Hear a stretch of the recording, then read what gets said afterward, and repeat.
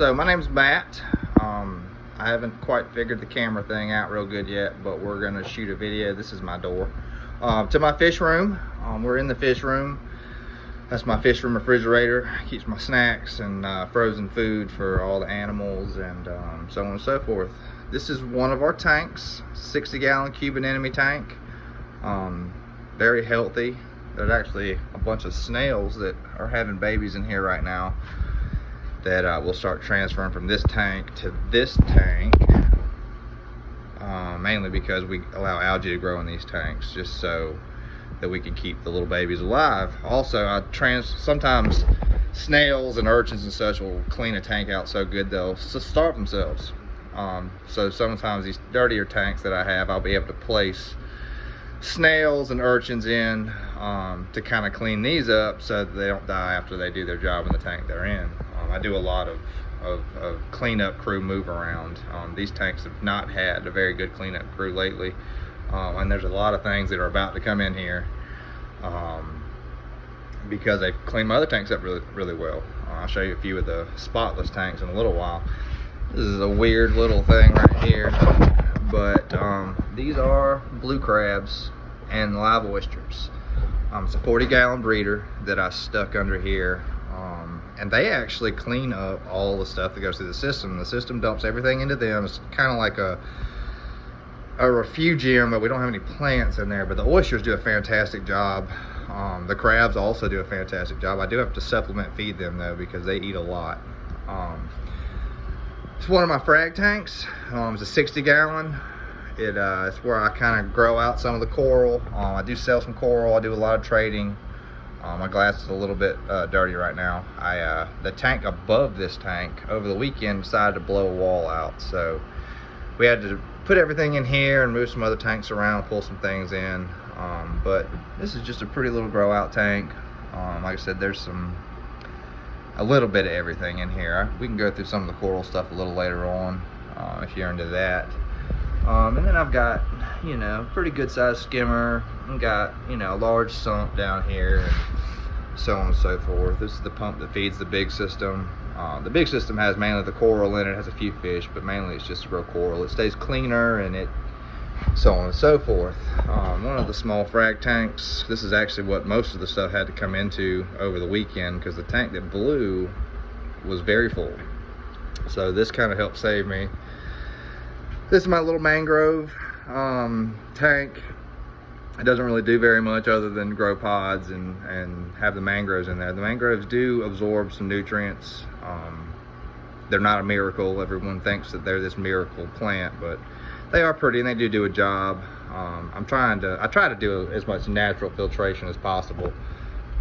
A lot of guys spend small fortunes in machines and stuff, and I'm not gonna tell you that I don't have a fortune in here, because I do, but some of the stuff that is used can also be used, in natural ways to make it a little bit better off. This is a 90-gallon corner tank. I actually got this off a trash pile. I cleaned it up, resealed it, redid the stand, and this is out here. Right now I've got an angel and a hippo tang in there, a little bit of coral, not a whole lot, but a very pretty tank. It's always been on. There's that little hippo back there, he likes to hide. But this tank's always been really nice. It's easy to get good flow from the corners. Very pretty. She is gorgeous, one of my favorite fish. And then I have my sink and my dehumidifier, which is very important in the fish room. This is the shark pond. There is a bamboo shark in here. She's been in here for quite some time. She does have some scars around her eyes because she won't quit digging. She likes to get under rocks. I've tried to make a little easier situation for her, but she's very stubborn. I also have two ribbon eels in there that are gorgeous. One is very, very bright purple and one of them is yellow, male and female. They actually will change their sex in nature. But as of right now, these two have stayed pretty constant. A few angels in there too, some smaller fishes to kind of clean things up. I have two very large horseshoe crabs. You can kind of see one right there.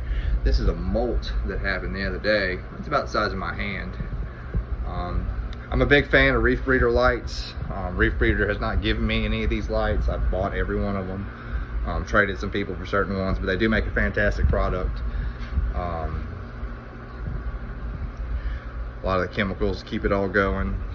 This is my desk. I do a little bit of work out here. It's a very soothing place to be, so I was able to bring some stressful situations into my fish room and, you know, just kind of sit in here and do my paperwork and so on and so forth. This is a 180-gallon aquarium.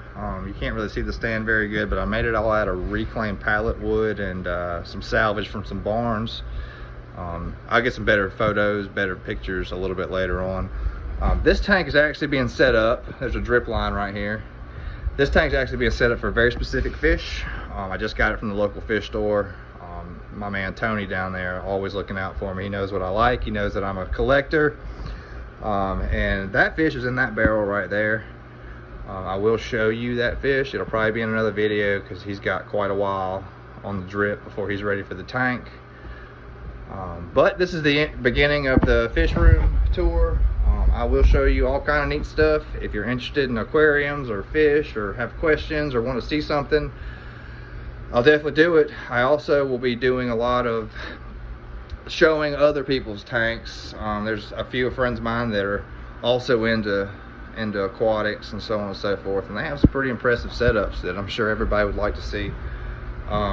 So subscribe, click, like our stuff. My wife told me that if I get enough people to like my thing, she'd buy me a GoPro, and I feel like the GoPro would make this a little bit easier. So thanks for watching. I hope you enjoyed it, and more to come.